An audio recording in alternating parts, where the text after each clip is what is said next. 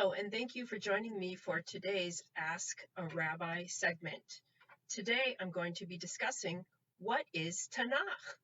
Well, Tanakh is the Hebrew Bible. According to Jewish tradition, the entire canon of divinely revealed scripture. Tanakh, the word, is actually an acronym referring to the traditional Jewish division of the Hebrew Bible into three parts. The first is the T of Tanakh, known as the Torah. It is called the teaching or the 5 books of Moses and contains within it Genesis, Exodus, Leviticus, Numbers, and Deuteronomy, the books that we are most familiar with, the ones we know well.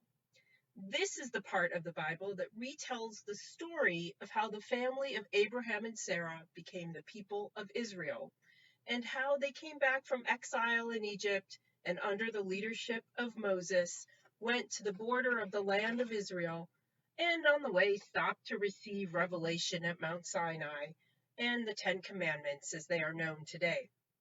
The Torah includes both the narrative, the story, and the laws that are the foundation of the people's covenant with God.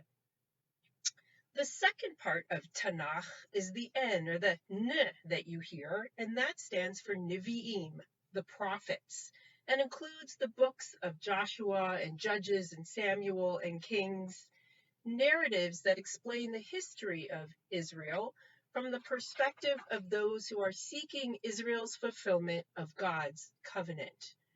Niveim also contains books that we might be less familiar with, Isaiah, Jeremiah, Ezekiel, along with 12 other minor prophets. And these are the reports of those exhorting us to listen to the words of God and to follow them so that we may continue to be this covenanted, sacred people. We hear these voices often in our Haftorah readings on Shabbat and holidays during services.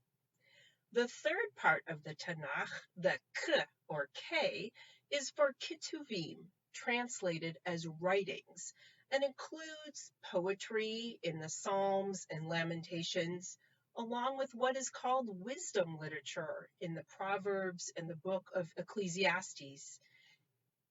The writings also contain short stories such as the Book of Esther and the retellings of histories that can be found in the books of Nehemiah and Ezra and Chronicles.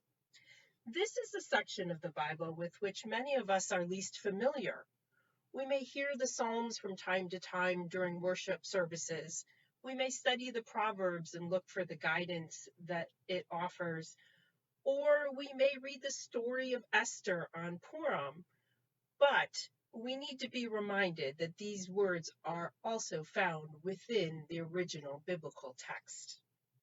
Because the Tanakh can be found in one volume, it is easy to misunderstand its structure and to think of the Bible as only one book with many chapters.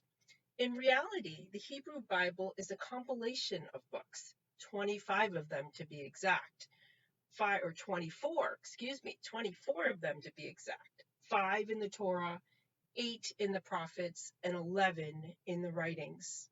Scholars believe that somewhere between the 2nd century BCE and the 2nd century CE, the books were codified and brought together under one umbrella, the Tanakh, our Hebrew Bible.